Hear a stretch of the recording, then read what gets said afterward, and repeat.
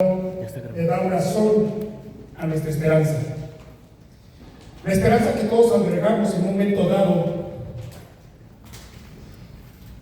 para poder tener esa fe. ¿La fe en qué? ¿La fe en quién? ¿La fe para qué? Preguntas que a veces nos hacemos, nos cuestionamos, pero respuestas que el catolicismo transgiversa.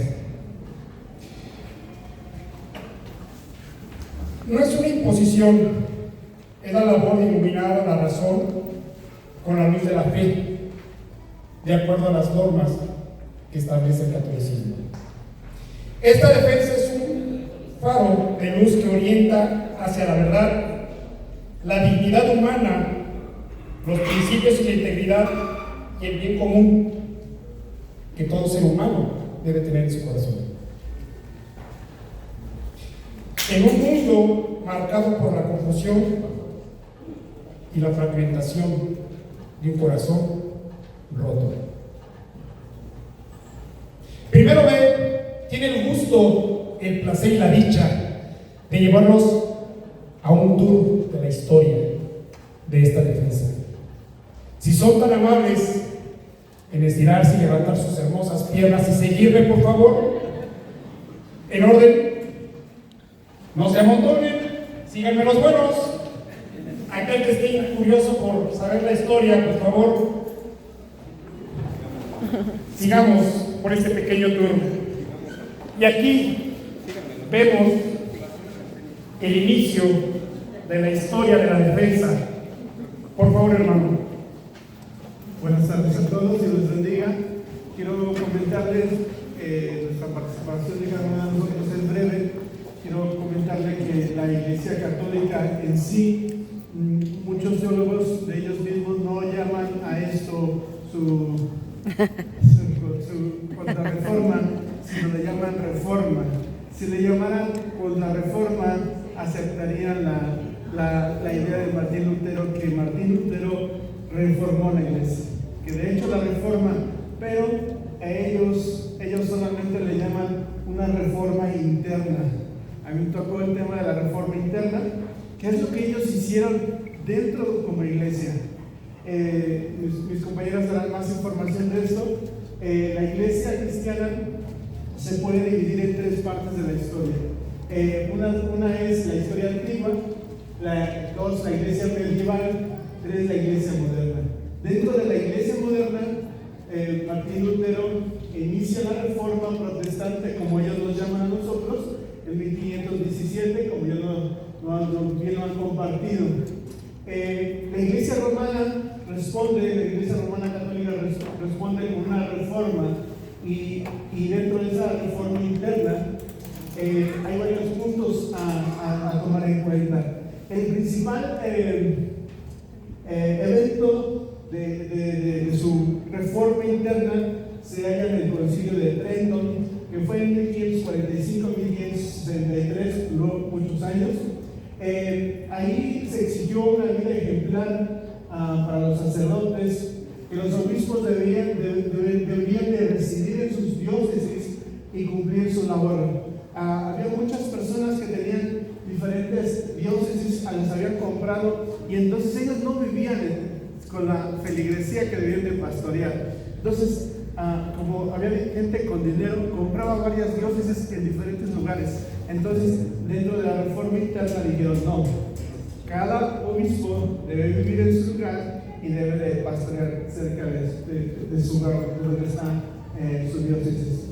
En esta reforma interna se buscó erradicar el nepotismo y la simonía, es decir, venta de cargos eclesiásticos y la corrupción clerical.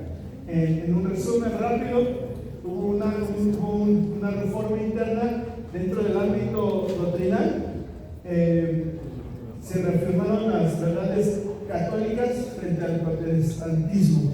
Bien interesante, porque ellos no aceptan que han hecho algo erróneo, simplemente se reunieron y explicaron su doctrina.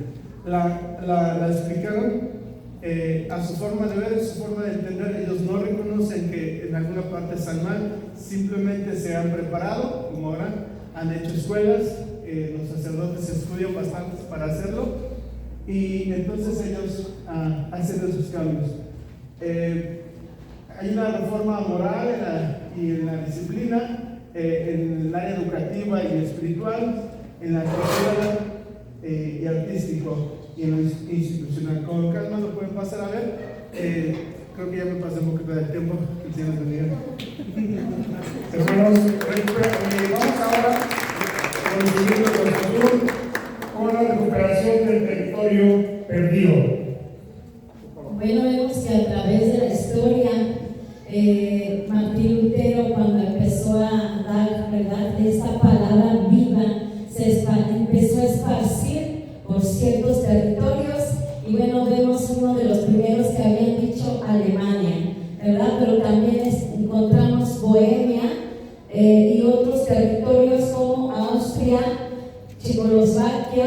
Y bueno, vemos aquí la Iglesia católica que empieza a ver todos estos territorios invadidos ya por el protestantismo, y dice, pues tenemos que hacer algo para poder recuperar territorio perdido. Y entonces empiezan a trabajar de una manera estratégica, donde habían pues sacrificios, donde habían cosas muy terribles que a través de la historia ustedes han visto que hay muerte, ¿verdad? Y blasfemias contra muchos aquellos que habían encontrado la verdad. Pero también vemos Países Bajos, y esos Países Bajos también encontraron la verdad, pero también ahí quisieron hacer sacrificios con esas personas porque no estaban de acuerdo a la libertad que Martín Lutero nos había traído a través del Espíritu Santo.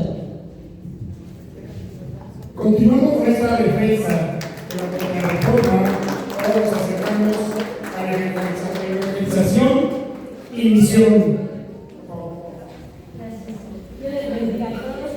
Bien, pues en la evangelización y misión, así como quisieron recuperar territorio, su otro objetivo era recuperar, ¿verdad?, a todos sus seguidores que ya habían perdido en masas. Entonces implementan la evangelización y la misión. Utilizaron también la cultura, el arte, la liturgia y aún la música. Todo esto a través de métodos, y el principal pues fue las órdenes religiosas. Y tenemos, por ejemplo, la más fuerte, los jesuitas, encabezados por Ignacio de Loyola, ¿verdad?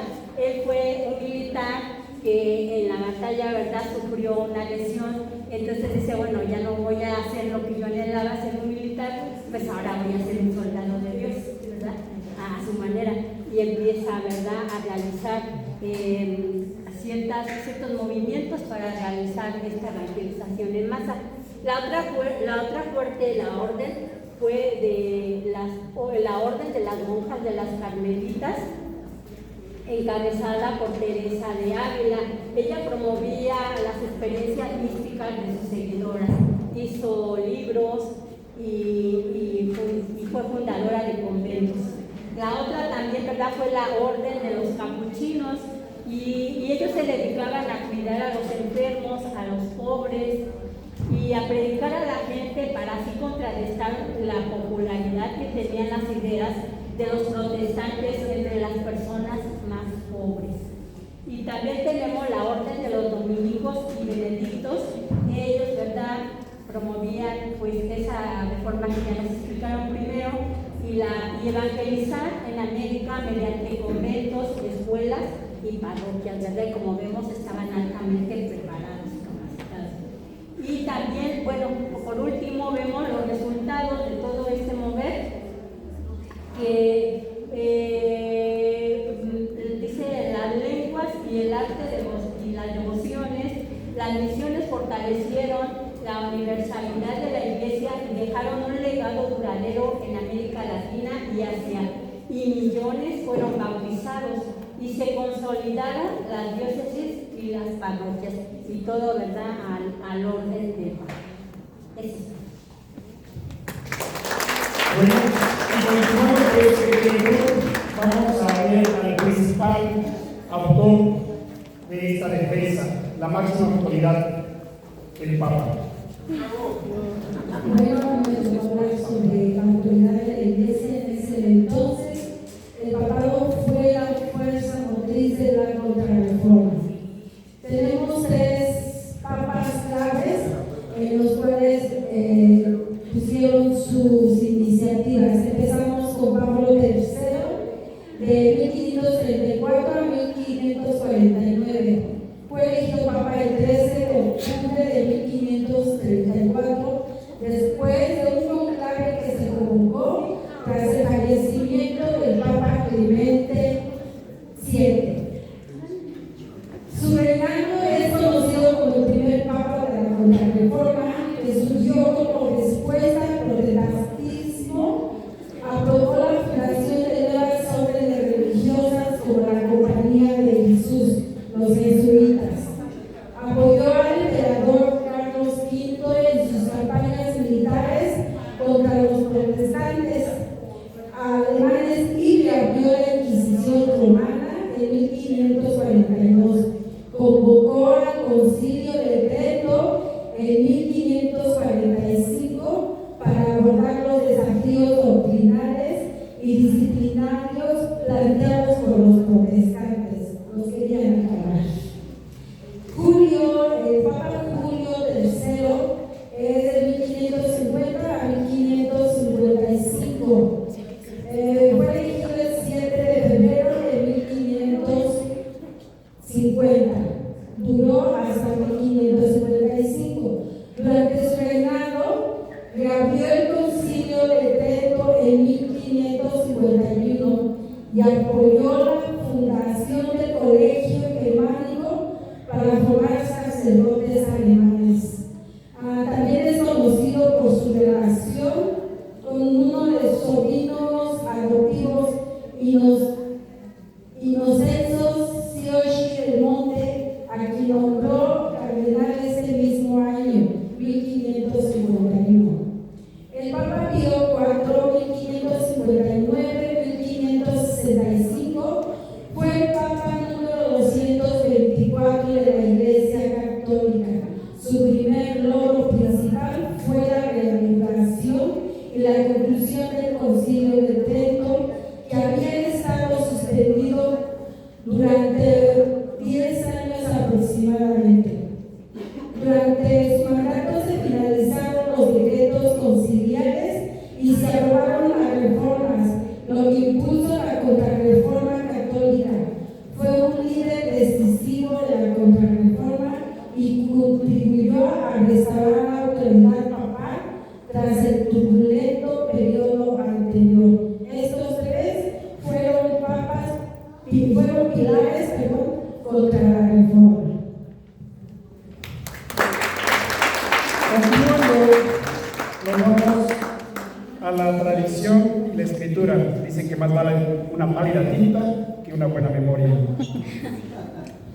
Bueno, las tradiciones de la Contrarreforma, una de las primeras es la veneración a la Virgen María.